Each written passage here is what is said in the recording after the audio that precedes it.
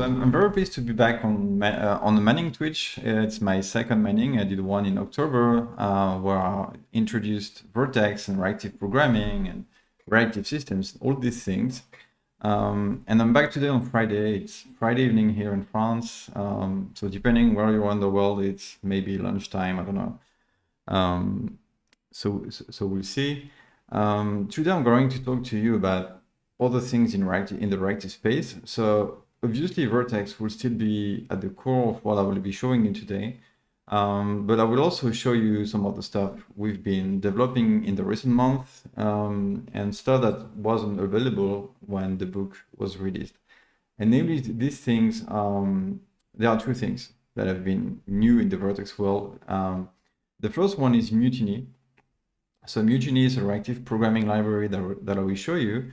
It's in the same space and field as Reactive Java, for example, that I was using in the book. But it's a new reactive programming API that we've been designing at Red Hat and which we have for Vortex and Quarkus. And we think it's a nice way to compose asynchronous operations. And the other novelty we have is called Hibernate Reactive. So you probably know Hibernate because Hibernate is that very famous object relational mapping technology. But it wasn't reactive before. So now we have Hibernate Reactive, which you can use with Vertex and which you can use in Quarkus. Maybe I can have a quick check in the chat. So do you people know about Vertex, or is there anyone who doesn't know anything at all about Vertex? Okay, so nobody seems to complain if I just don't talk too much about the basic. Anyway, I will show you some basic stuff with Vertex anyway, because I will use it to show you some ways to use Mutiny with Vertex. So I'm going to show you a few slides, but it's not going to be a presentation about huge slides all the time stuff, which doesn't make too much sense. I'm going to share my screen and I will give you a brief outline of what we're going to show today. So today, I'm basically reusing a presentation that I did with my friend Julien Viette, who's the lead of Vertex, where we just talked about these things. So these things, I want to talk to you about the reactive continuum we've been creating at Red Hat. It's not a Red Hat presentation, but since I work for Red Hat, I'm obviously going to be Red Hat centric, but these technologies, they are not, you can use them in non-Red Hat stacks if you want to, that's not an issue. So the first thing is on the left, you have reactive. So it's what I'm more or less explaining. Well, I hope it's not less, but it's what I'm explaining in the book is that reactive matters because you want to build systems that scale well and that are resource efficient. So you don't want to use too much threads. You want to use a teeny number of threads and have many concurrent connections, multiplex on these threads. And then by doing this, you get what we call a resource efficient design. That's really what Vertex is all about, having that resource efficiency. So you have Vertex, this modern reactive toolkit for the JVM. So again, Vertex is not a framework. It's a toolkit, so you get to pick the elements you want to build your services. And then I will also, by the end of this session, I will show you a modern reactive framework built on top of Hibernate, Mutiny, Vertex, which is called Quarkus. So I won't focus too much on Quarkus, but basically the message is that Quarkus is based on Vertex, and Vertex is repowering many things that you have in Quarkus. So in Quarkus, what you get is a nice framework, which is well integrated, batteries included, a nice development experience, but still it's powered by Vortex. So you can really choose if you want a toolkit, if you want a framework, if you want both, that's fine as well. So again, if you have any question anytime in the chat, just paste in the chat. I will try to monitor and get back to you if you have any question. So again, the benefits of going with reactive, it's basically with reactive, you're going with non-blocking IO, which is extremely important if you want to be resource efficient.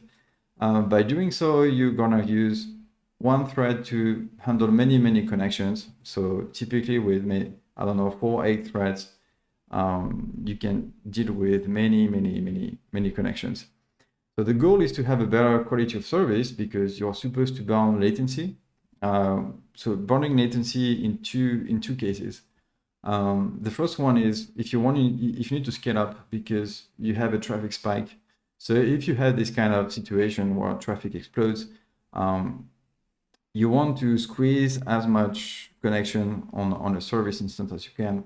And then if you need to, you can spin new instances in your cluster, like in Kubernetes, etc. So that's one thing. That's the scalability thing of going with non-blocking IO. But then the other bit is being resilient. So I'm not going to talk about resiliency today, but keep in mind that if you do reactive, what you want is also to build a system that just handle failures, and that can be resilient to failures and recover whenever something wrong happens. And again, the goal is to keep latency under control. So for example, if your database is down, you don't want to wait for 30 seconds to get an error. You just want to fail fast because the database is down, so you need to react to this. So that's the benefits of reactive. So before I dive into talking to you about Vertex, so we have asynchronous IO, which means we have to compose these asynchronous operations.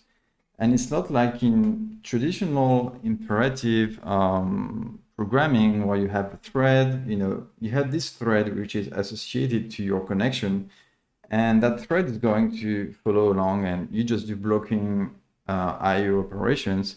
That's the imperative traditional model you can find in traditional stacks, basically. And not just in Java, like in stuff like in Python, etc. When you go with asynchronous IO, basically what you have is callbacks. So you have callbacks and you get notified whenever, say, a buffer is available or your HTTP request has completed, etc. And you need to compose these things. And if you just have callbacks, it's not really nice, because if you have callbacks, basically you're going to nest things. And there are certain kinds of compositions that are hard to express. A good example is if you have, say, 10 HTTP requests that you want to do in parallel, then it's going to be a mess if you have callbacks, because you need to aggregate the responses of the 10 HTTP requests and then check whenever you have a request. Do you have my whole request? Is it a failure, etc.? It's not really nice. And I have examples in the book, by the way, if you want to check why callbacks are not always great. So we have a bunch of programming models to deal with asynchronous IO and most specifically asynchronous operations composition. One which is now built into Vertex 4 is the future and promises. It's a very simple model because you have something, you get a future, and when the future completes, you get your response. And it's a nice model if you want to chain operations. Like you have a sequence of asynchronous operations. It's a pretty good model. Then it tends to fall short if you want to have other things like expressing retry policies, if you want to enforce timeouts, if you want to compose streams of operations. It's not really great. Then we have reactive extensions, and reactive extensions is it's all about composing streams of asynchronous events. So that's what we have in the book with Eric Java, and it's what we will have today with Mutiny. And the last model, which sometimes people think it's the silver bullet of Asynchronous Io, is Coroutines. So with Coroutines applied to Asynchronous Io, you basically get the illusion of writing imperative sequential code, but underneath you will have asynchronous operations. So it's a good implementation of that is the Go routines. In Kotlin, the Kotlin coroutines, they are great.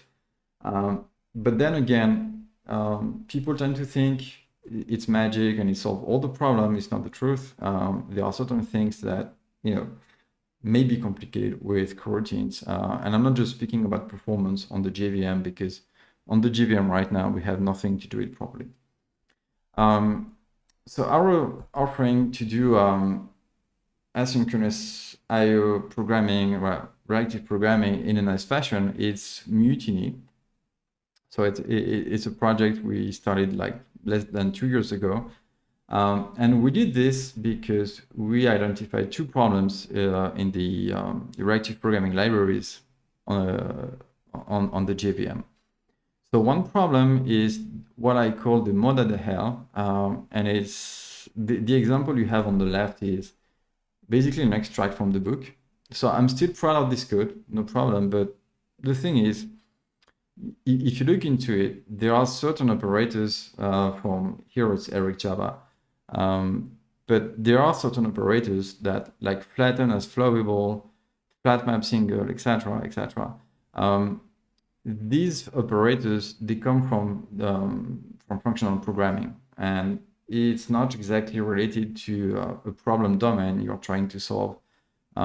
So basically, the thing is, if you want to use, say, this particular library in your code to compose asynchronous operations, you need to be familiar with the idioms of asynchronous, of functional programming. So after a while, it will be familiar for you to think that flat map is more or less, I take an operation, then I compose with something else, and then I do something. But it's not really readable. And if you come back to this code a few months later, it's not necessarily obvious what it's doing. Like you like, why is there a flatten as flowable? I don't actually remember why, but I had to please the type checking somehow. And on the right is the second problem we had identified, and which is what we call navigability of the APIs. So basically, in these libraries, whenever you start to complete use the code completion of your IDE, you get shown so many methods. Like you can see here, you get concat with, concat map single, concat map delay error, and there are many variants of these methods. And you just overloaded with method to choose it to compose the next operations. So we think there's my friend Philip in the chat. So hi, Philip. So yeah, basically you need to get your head around these methods and functional programming, and yeah, not everybody will like it, and I think and we think there's a problem. So in Mutiny, and I'm going to switch to code to show you some proper Mutiny code. We take a different approach. We take an approach of not being based on functional programming idioms, although underneath it's more or less the same. But instead of saying flat map, we say on item, do something. So we have these groups like on item, which is to say what happens when I get an item, on failure to say what happens when I have a failure, etc. And by using these group and methods and more explicit methods that do capture what you're doing when you think in terms of, I have a stream of asynchronous events and I want to compose them, it's a bit more, it's something you can read. So it's a bit more verbose, but on the other hand, it's easier to get your head around. So I'm going to quickly switch to my IDE. And by the way, if you have questions again, just put them in the chat. So that's my IDE. I'm going to, I have a main method, and I'm going to show you how to create a stream with Mutiny. So use Mutiny, you do create from. That create from can be, a bunch of things. Like you can have a Reactive Sql Client publisher. You can have, you can create a multi from a failure, from an emitter. So an emitter is an object which allows you basically to bridge with anything. So you have this object and you just push events whenever you want. So basically, whenever you connect, if you want to plug Mutiny with something that's doing Asynchronous Io, you're likely going to use an emitter because it's what you should be using. You can create from ticks if you want to have a timer, from items, etc. So if you, and completion stage, if you just want to have a one-shot operation, and a multi which is going to publish just one element. So I'm going, just for the sake of doing a demo, I'm going to have a few items. So I'm going to start from a collection, and then I can do some stuff. So basically the groups we have are the following ones. So it's direct to the events you may have in your multi. So you can have an item, you can have a failure, you can have a cancellation, because you can cancel a subscription. What happens when you overflow, when you have a completion, blah, blah, blah. So a bunch of things you can do. And then you can see why I'm talking about the navigability. Is because when I do on item dot something, then I'm only shown methods that make sense if I want to react to an item which has been pushed down my stream. So for example, I can say I want to transform this element to a string, like I'm going to do something like I like doing, just hello world stuff. Then you can do another on item if you want to. You can skip elements, like the first, you can skip the, so you can have predicates, stuff like that. But I can say I want to skip the first two elements. What else can I do? I can select if I want to, like select where. So it's not like SQL, but you know, it's this kind of operators, they can be nice. So I'm going to change, actually. I'm going to create a range from 1 to 20. I'm going to select where n, so n modulo 2 equals 0. Then I'm going to transform like this, skip the first two items, and then because it's a stream, I have to subscribe. So I'm going to say subscribe with the consumer to say n. Oh, it's a string, so I'm going to call it s. I'm going to do system out. Oops. System out dot print line like this. Plus n, now s, okay.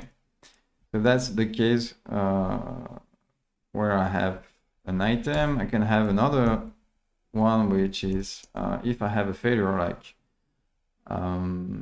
so if I have a throwable, I can do something like print stack trace like this, which can be summarized as a lambda. And then when I get to the end of my stream, I can do something like an action to say I'm done. And because Philippe is here, and I know Philippe loves emojis, I'm going to have an emoji to say I've reached the end. So I'm going to have this rocket like this. Is it crashing? No, I thought it was going to crash my IDE. Okay. And that should be it. So if I do this, I'm going to select some of the elements in the range from 1 to 20, etc., etc., transform, skip the first two, and subscribe. So if I run this, it should work, obviously. Yeah, of course. So it worked. You can see that I skipped the first two elements, the first two positive elements. So that was 2 and 4, and then I went to 6, 8, blah, blah, blah, to the end, and I have my stream. So this is a multi. A multi is a stream. It supports back pressure if you want to avoid having a producer which goes too fast for a consumer. The other thing is, so if I had an error, I could, so in this case, we're never going to have an error, but I can say on failure, retry, like with a backoff. So if you want to have an exponential backoff, that's what we implement. You can have a backoff at most, indefinitely, etc. Until, so, you know, you can really express how you want to deal with failures. Something else you can do is recover, because sometimes you want to recover, and you can say recover with completion to say, okay, I just drop the error and I just complete normally. That's one option you may have. So that's multi. And then you have the friend of multi, which is called uni. And uni is a bit like, it's the same API. The only difference is that uni is just for one-shot operations. So a uni, it represents an operation like doing an HTTP request. That's a uni. Whereas with multi, it's a stream of events. Like if you connect to an MQP stream, a queue in MQP, and you want to consume all the events, that would be a multi. And if you do a one-shot operation, like pretty most asynchronous stuff do, you will use a uni. And it's the friend of multi, right? So that was Mutiny. And again, I'm just trying to convince you that this is actually readable, and it makes sense. So I don't see any question. If you have any question, feel free to ask these questions. Because otherwise I'm going to go to a bit of Vertex and things we're going to discuss in the remainder of this session. Okay, so don't be shy. There are no stupid questions anyway. Just ask me anything, which of course is related to this. Okay, so Teeny Break has a question. How do you switch threads in Mutiny? It's a very good question. So there are two options basically. So one is you can have run subscription on, and you pass an executor to. So instead of doing the subscription on the thread where you describe this pipeline, like here, it's going to run on the main thread. With run subscription on, is going to be on some other executor. And the other one, so that's run subscription on, and the other one is emit on. If you want, again, to offset the emission of the events to another executor. Because basically the source you connect to is going to emit from a thread, and then you may take the events and emit them on another thread you control. So that's something you can do, which is like in the other programming libraries you may find, reactive programming libraries. Sorry, very good question. So I think that was the only question. Anyway, just if you want to just drop a question, and I will switch. I will get back to you if need be. So now let's switch to the last slides, because then it's going to be just demos. So I'm going to talk to you about the reactive ecosystem we have. And why it matters. So again, it all starts because reactive is the mean and the best way to go with resource efficiency. So by design, you're going to be resource efficient if you do reactive, at least if you do it properly. So you will basically save money because you will consume less resources to deal with more traffic. Then in the middle, we have Vertex and this extremely mature and solid and robust ecosystem for as a toolkit to build end-to-end reactive applications. And the last bit is all that we can pack now in a very modern reactive framework, which is called Quarkus, based on some of the nice technologies. So just a few words about Vertex, and then I will switch anyway to Vertex. So Vertex is a project from the Eclipse Foundation, if you didn't know it. It's a toolkit, it's extremely flexible, and it's a low ceremony toolkit. Like if you just want to expose an HTTP server on port 8080 and just respond with hello, it's all you have to write. So you start with the main method. There's no, nothing to override, or there are no annotation of any kind, nothing like this. You just create your Vertex context, and then you create your HTTP server, you say how you want to respond, and you listen, and that's it. So Vertex is great for that because it's what we call an opinionated, because it's not a framework. So you can just really choose, whatever you want. So of course, and as shown in the book, which of course I recommend because it's a great book, what you can do more than just an HTTP endpoint, which is going to say hello. You can do full modern distributed systems with Vertex. So in the stack of Vortex and in the Reactivers, which is another side of the community, you have database clients, you have messaging systems, you have integration, security, clustering. So all the nice things you need to build your applications. Even stuff like Open API. So if you have an Open API specification and you want to bind to it, you can do it. So really, it's a nice and complete ecosystem.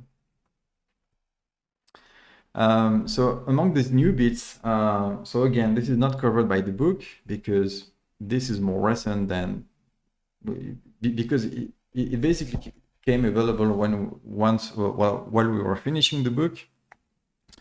So in the book, what I was discussing is the great SQL clients we have. It's in Vertex, so we have great reactive drivers for popular databases.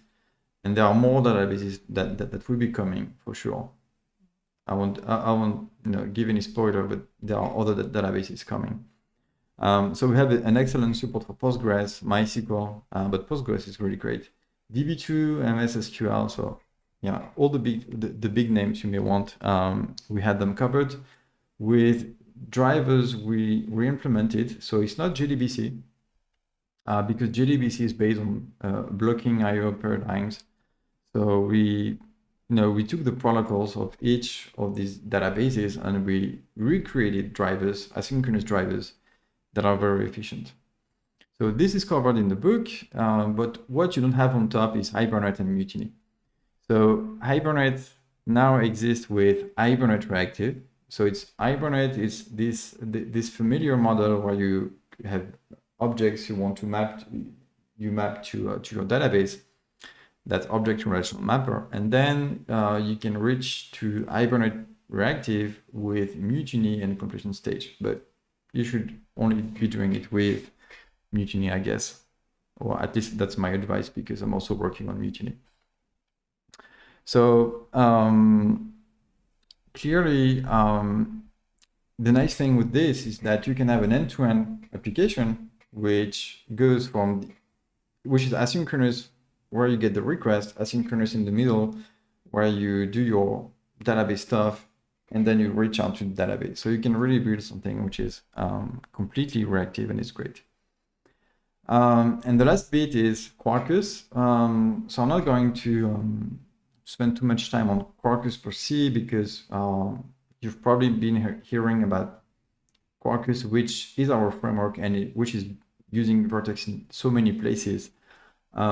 We say it's a stack to write Java applications, but the people who work on Reactive say it's a stack to write Reactive application, and it's really great because you have a nice developer experience, and yeah, it's really a modern framework which is nice to use.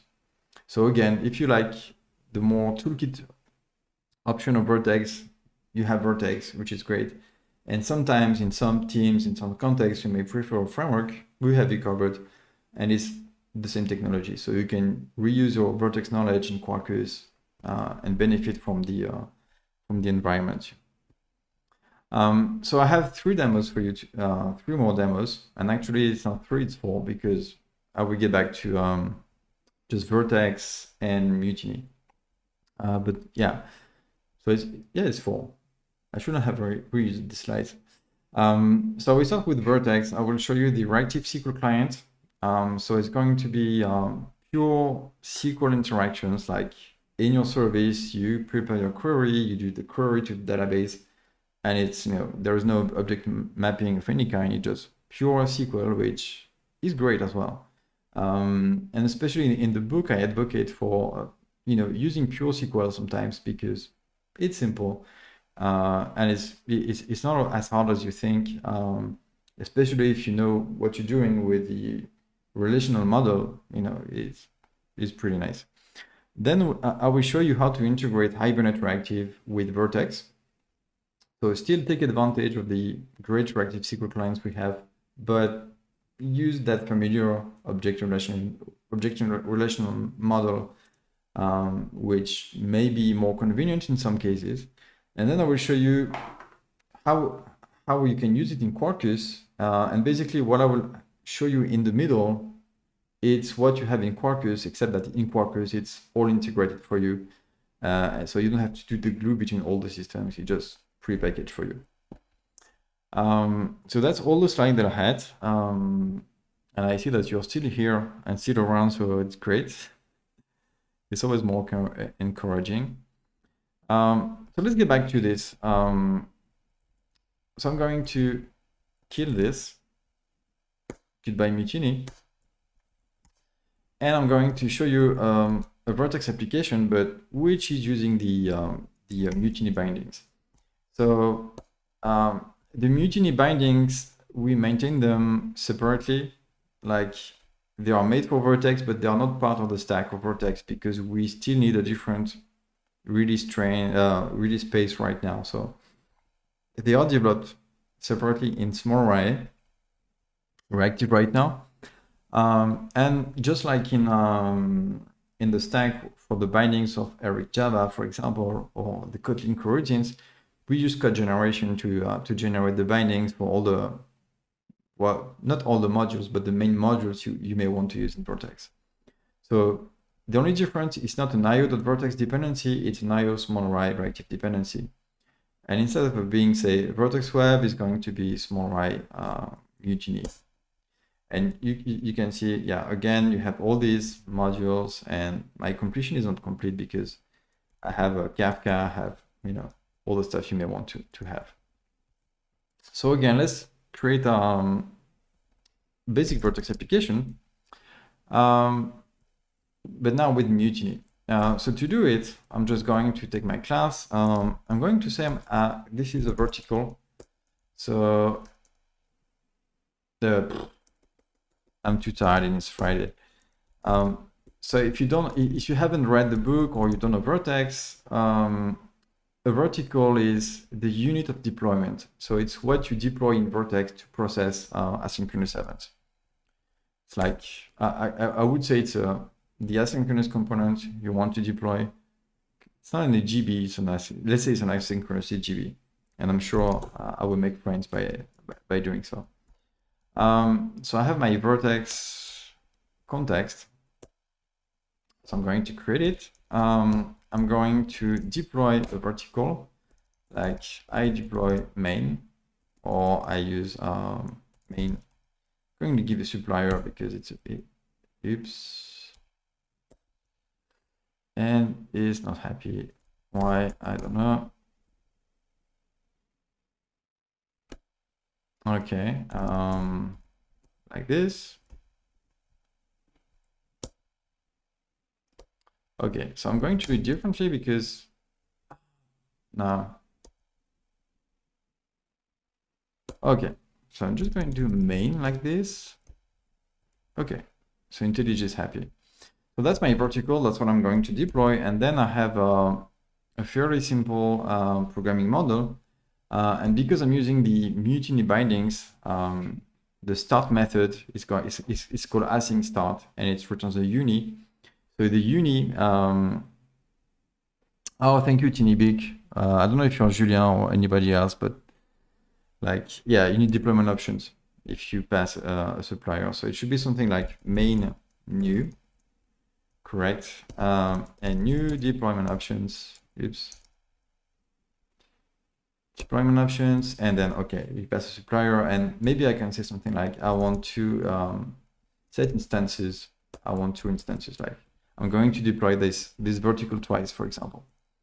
So let's start. I have Vertex, and I can do something like a periodic timer, like every 3 seconds. I'm going to do something, and this ID, like this. I think I need a logger, because logging it's important if I want to show you what happens with the threads. So I'm going to do log.info tick like this, and then I can return Vortex.create HTTP server request. So that's my request. So I'm going to request.response.end, and forget to say, I don't want, because it's an asynchronous operation, so I just want to end and say hello like this, and replace, oops, and listen, because I want to listen on the port, and replace with void, because I don't care about the HTTP server object. So by doing so, I should have a service which is running. So if I run the service, let's just see what happens. So I will have 4 instances of, oops, what went wrong? So, okay, I'm gonna get back to something that I know works, because the demo gods are not with me today.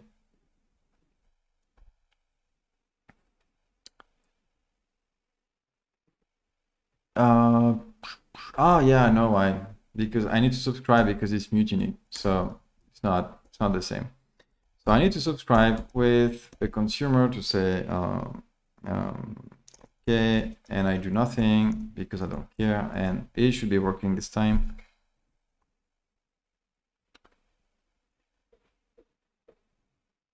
Okay, so you can see that we have every 3 seconds we have a tick. It's running on a Vertex event loop thread, so a thread which is tied to the event loop which you're running. And if I do an HTTP request, then it should tell me hello like this. I do a queue request, and if I look into my logs, you can see that I'm going to stop it. You can see that it's all running on the same thread. To show you this, I should have put a log here to show you what happens with the threading when I process the HTTP request. So request, nothing too fancy, to be honest. So I'm going to do this, make a request, a few requests, and you can see that, it's all been working on the same thread like this. Okay, so that's Vertex, but with Mutiny APIs. So that's interesting. We're going to switch to the Mutiny SQL Client. So how do I talk to a database with Vertex? And I'm going to talk to this window is great. So I'm going to talk to a Postgres database. So just to make sure you understand what's going on, so I have a main method here, which is more or less the same. So I create a Vertex object. I deploy and I pass references to my database, so you can connect to it. The only thing is I'm using test containers here because for the development purposes, it's nice to have a container started for you. So I could use Docker on the side, like Docker Compose, to start the Postgres database. But here in this case, I just want to do it for my code. In the case of a demo, it's really great. So I'm just using Postgres test containers, sorry, to start my database. And then, when I start my application, it will start with a database for me just on the side. So you can try this kind of thing. And I will talk to you about how it works in Quarkus. In Quarkus, you have something like this, which is very new, which is called the dev services. So you can see that, it's been more or less, most of the bulk of the time was to start the container, and then Vertex itself, it starts really, really fast. So if I show you this, so if I show you this, what this service is doing, you have an API, you can have products, like I can post like a baguette, and I say the price is 90 cents, which is not the correct price anyway, but I know all the French people will hate me for this, but it's an API, and basically this products, they are stored into a database. So how it works, I'm going to stop it. So this is with Vertex, pure Vertex and pure SQL Client. So how it works.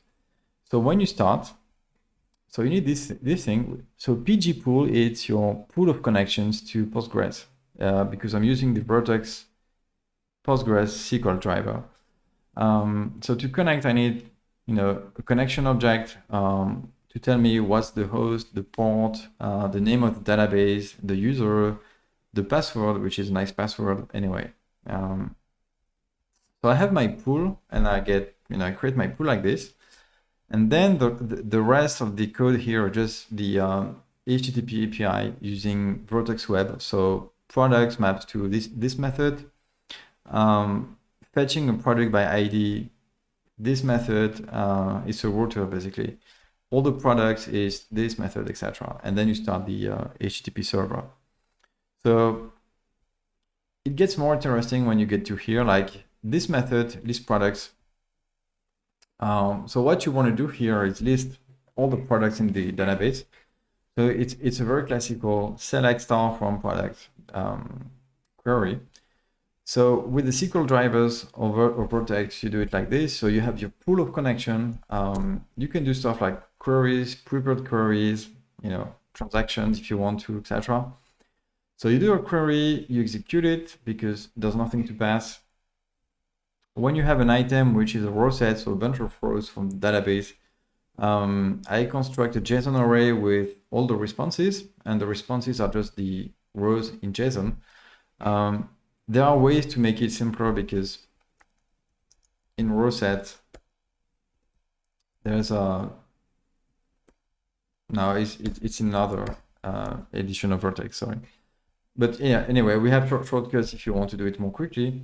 I have also an on fader to say, to recover and just give an empty array if I have an error, like my database is down. So I would just respond with an empty array, etc. If I go back to another method, so create a product is when I want to insert into my database. So what I'm doing, I'm extracting things from the HTTP request. In this try catch, I'm doing some extraction and validation. Like I want to check if I have all my keys and if they're correct, and there's no issue extracting. If ever it's the case, I just return with a uni with the failure because I need to return a uni there. And then to do the insert, I have a prepared query. I insert with some placeholders, $1, $2. To pass the name and the price, I have a tuple, which are going to be my values for $1, $2. And then, you just have on item, on failure, and you do your stuff. So this is a very simple way to deal with SQL databases where you do SQL. And again, if you do SQL by hand, it's not bad, it's not dirty, it's very simple actually, because you can do lots of things with plain SQL if you like it. I'm going to switch now to the example. So it's going to be the same API, still with Vertex, except that now I'm using Hibernate Reactive. So I'm changing the programming model a little bit. And I'm going to show you what you need to make it work. So I could run the product, the service, but it's going to be exactly the same thing. The same endpoint, same HTTP queries, you get your stuff in the database, etc.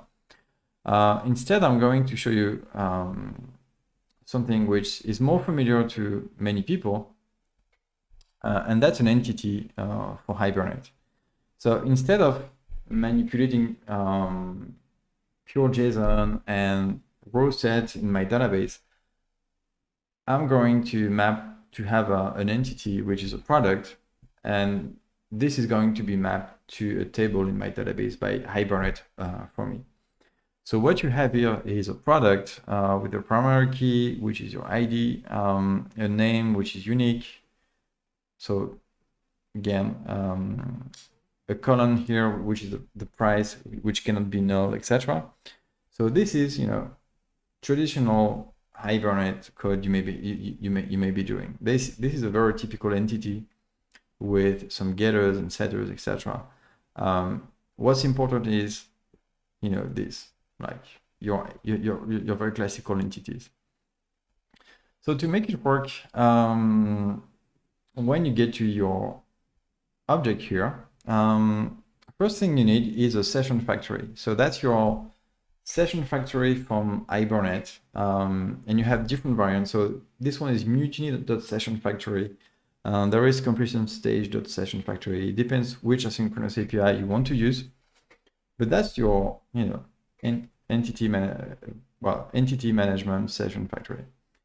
So when I start the service, so I'm going to create this. So I just need to tweak some of the configuration of Hibernate. We'll get back to it. So don't be fooled with this JDBC for the persistence URL. It's just to reuse the configuration that exists in Hibernate. But when you do this, and we have reactive, as we will see, it's not going to be JDBC. It's going to be the Vertex SQL driver of Postgres.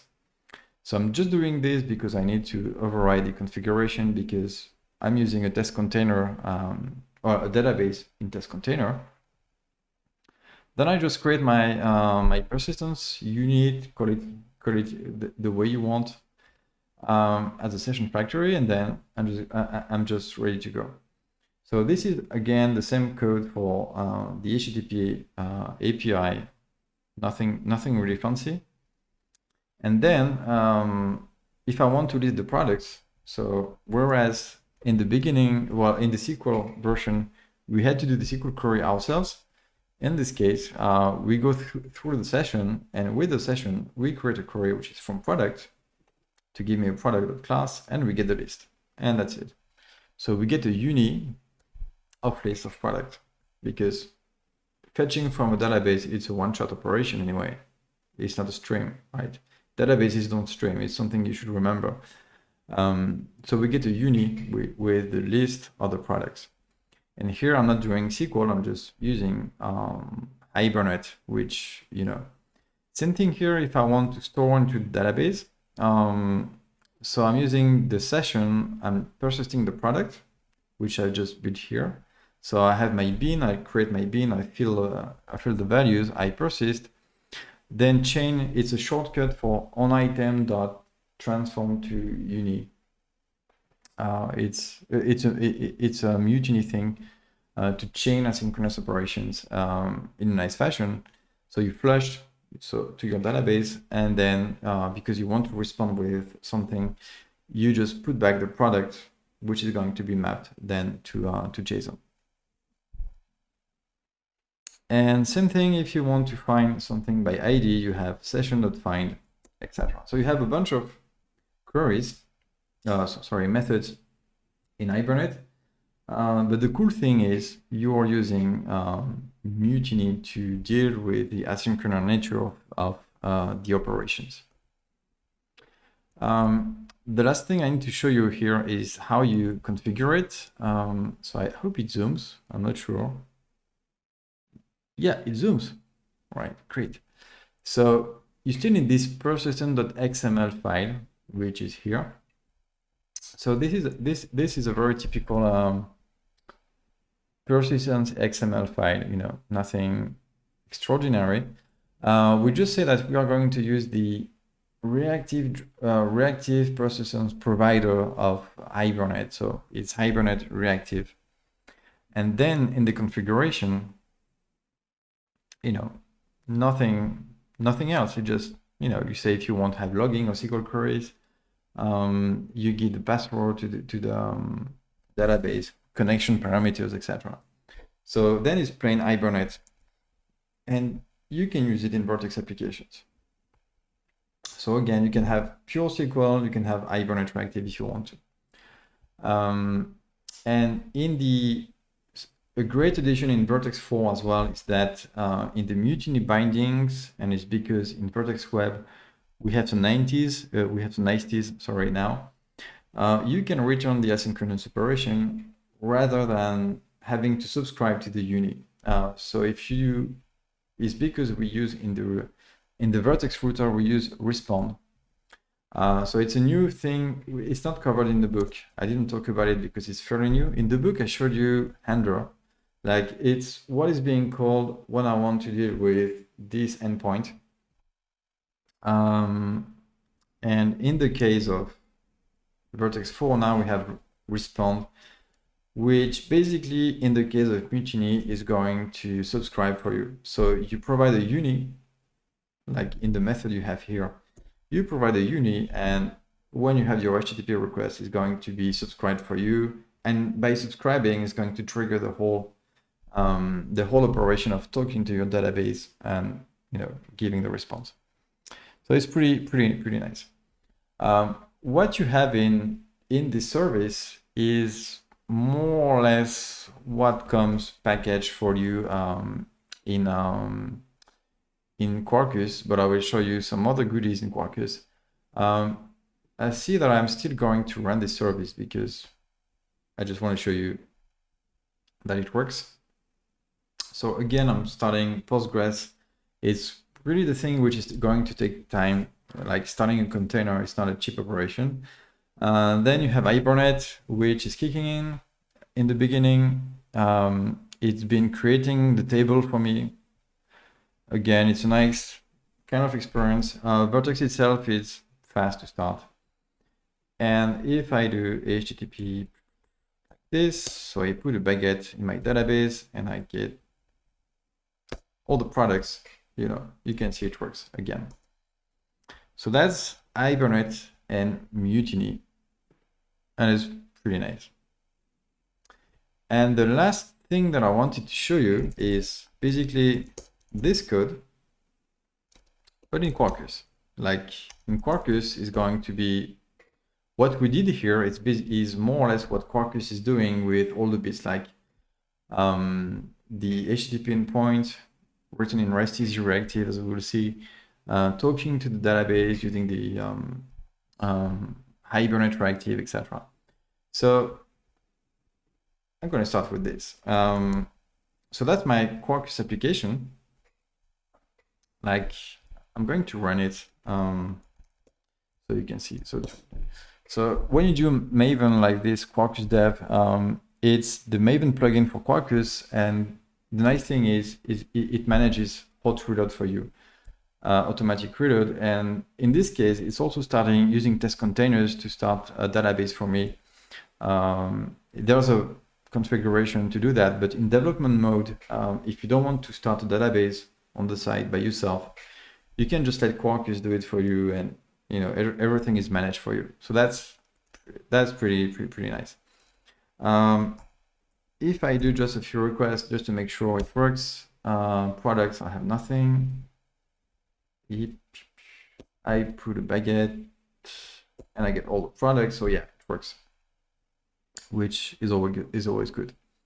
So in Quarkus, so if you want to, you can use Vertex, plain Vertex, like a Vertex context if you want to, and manage HTTP endpoints with Vertex, but you might as well use restilz reactive. So it's restilz that that familiar programming model which is based on a notation. So it's not a router like in Vertex, which is great as well. I like it, but restilz it's another annotation based model, and you define your endpoints. Like if you want to get all the products, it's a multi of products. You do add get, etc. So that's this programming model. I don't need this actually. The path param in restilz, I don't need it because it's going to figure out by the name of the parameter in the query, so I don't need it. And because there is hot reload, it should be done for me automatically. So I just restart. I don't need to restart. I just let Quarkus do its thing. And it works. So that's REST is reactive, but under the hood, it's using Vortex. So you still have the same, you still have the power of Vortex in it. And then the only thing that I did a bit differently in this case is using so you can use Hibernate entities just like we did in the other example. But there is something in Quarkus which is called panache. I know it's a French name. And you can define your entities, but using the active record pattern. So if you've done lots of Ruby and Rails, you know this pattern, but you may know it from other technologies as well. So the idea is that you define your entity like this. You don't have to define all the getters and setters and stuff like that. You just say, I have a name, I have a price. You could also say it's a primary key if you wanted to. And then you have factory methods like all to do the stuff for you. Find by name, so you do find. You say my query is going to be on the name, and you pass the name, and you give the first result. So with panache, it's even more compact. You write some more compact code, and you get tons of nice helper methods for you. And it's also using Mutiny.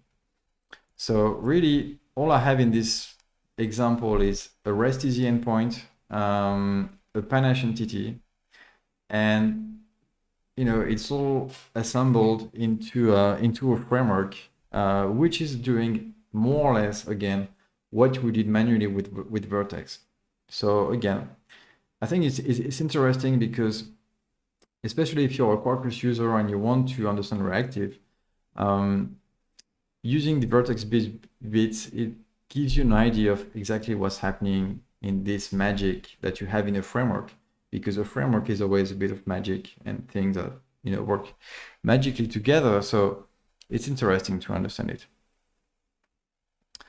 And I think that's it from my side. I'm going to switch back to, you can see my face and the book.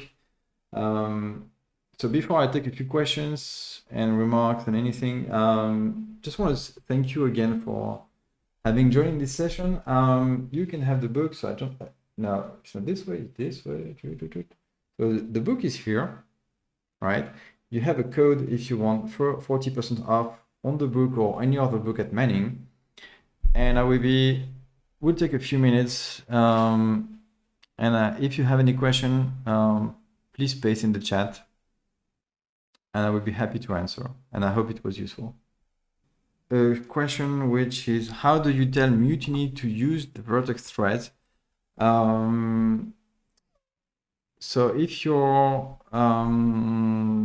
it depends. Like if you're doing Vertex plus Mutiny, like with the Mutiny APIs, by default there is nothing to do because in Vortex, you will say, I want to respond to this request and compose these operations. And by default, you will be bound to the Vertex event loop thread. More technically, you will be bound to the Vertex context, which attaches to a thread, an event loop thread. So there is nothing to do if you want to be on a Vertex thread with Mutiny. There's nothing specific to do. So by default, dispatching will be done for you. And again, I'm going to temporarily give you my screen again because so that's the Quarkus example. So again, with Vertex, it's done for you. And in the case of Quarkus, if you do some reactive, you can see that all the operations they happen on Vertex event loop threads. Meaning that you're doing asynchronous write. So when you get a REST easy request, it's on a Vertex event loop thread, and then when you talk through Hibernate to your database, it's also something which is happening on the Vertex event loop thread. So there is no worry. Like you may worry, but you don't need to worry. This in most cases, like you won't need to worry. There may be cases if you do some more advanced stuff or you may have other threads But again, you can just say, I want to execute back on a Vertex event thread. And there's a section in my book about how you bridge multiple threading models together and make sure you respect the Vertex threading model. So this applies to Vertex. It applies also to Quarkus when you do reactive. Thank you, Caspal8080 was okay. Doesn't have a question, but happy, so thank you. There's a question before from Zyklonite. I hope your name is right. So would this example in Quarkus build as native binary? Yeah, it would work as a native binary. And I'm going to show you. So let's hope it works. So I'm using SDK. So I recently switched to SDK man. So it's list Java, I guess, like this. No, I don't want to upgrade in the middle of doing this. So I'm still not familiar with this, to be honest. So I should be using Graal. So I will be using GraalVM. You can use Mandrill, which is our distribution as well, but So SDK use, is it like this? Yeah. So I know SDK man. I'm just checking I have native image installed just to make sure it works. Okay. So I'm going to clean package and p native. I don't remember if it's p native or d native. Well, we will see. So this should produce. So why is it running test? I mean, I don't care about test. Okay. I'm going to skip test because usually test. It's going to start a container and all that stuff. So skip test. So Zyklonite, you will have your answer in a few seconds, or maybe a minute because it needs to compile to native. Okay. So it's compiling to native with all the stuff Quarkus is doing. And it's also doing lots of stuff at build time. So when you start the service, you don't need to do anything. So while it's compiling, TinyBig is asking, are these examples available in a repo somewhere? Yes. So if you follow me on Twitter and I'm this person, I'm going to zoom so you can all see I'm this person on Twitter, and you can see my face in big, and I'm super proud. So just follow me. I will post the links to the repositories. They are already on my GitHub, but I will just try to something and just put them down. So yeah, it's compiling. Like you can see, it's compiling and it's taking some time. So the binary, it will compile, it will work. The thing is, I need to start a database on the side. And then it should be it. So yeah, again, it's taking some time to compile. I just want to check if I can... I just want to run the database on the side. So I think I have a Docker Compose. Yeah, so this one should be okay. Docker Compose app. I think this one has the correct password and stuff. So it's still compiling, like 6 gigs of RAM to compile, and it's not finished. But I should get a native image. So native image, it's interesting, but it's not the primary feature you have in Quarkus. It's I mean, it's not because you do Quarkus that you have to compile to native. Just in pure JVM, it's already pretty interesting and very efficient in terms of memory usage. So just checking, is it finished? So apparently I have a Postgres which is starting.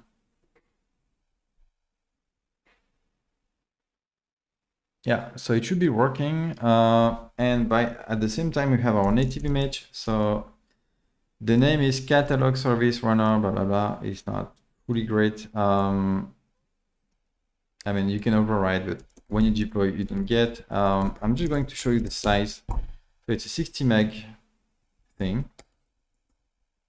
And if I run, boom, okay, you have your service. It started in a snap. And if I do my queries, just to show you that it started and it works, but things we compile in Quarkus, they tend to work. So what's the error? Okay, I'm using Mr. Bean, so it's not the correct password. So let me fix it. I don't have to recompile anything. I just need to fix my Docker Compose like this, like this.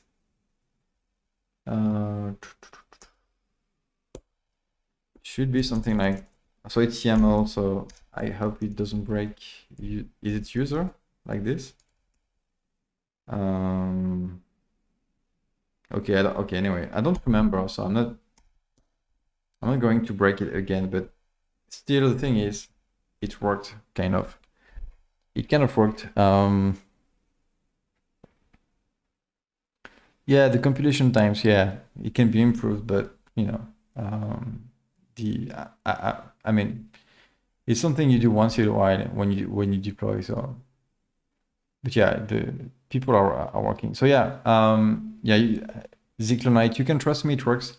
It's connected through, you know, you can see that the error is just that, you know, I'm using the wrong user and the wrong password, which makes total sense. But we have an executable and it does work. Thank you, El Cairo. Thank you, others. I think we will have one last question. If you have one last question, anybody ask me anything, any question. If there are two questions, I will ask them two questions. If there is one question, I will ask them one. And if there are no questions, we'll close at some point. Okay, so I think we are going to stop. So I hope you all enjoyed this stream. I hope you learned a few things. Do not hesitate to get back to me over Twitter or other places. If you want to, I can do, so Caspal8080, will you do this more often in the future? Yeah, sometimes I try to think I should do some Twitch because it's fun. It's a format which is fun. So yeah, definitely I can do it again at Manning. I may also do some Twitch session on my own Twitch. It's just that I need to take time, but just, you know, ping me on Twitter and say, we want you to do some Twitch sessions, and I will try to do some stuff for you. So thank you, everyone. I'm going to close the stream in 1 minute, I guess. So have a nice day. You know, it's all dark here in Lyon. It's all dark here, so I'm gonna get a beer, I guess, or something. And have a nice evening, everybody. See you.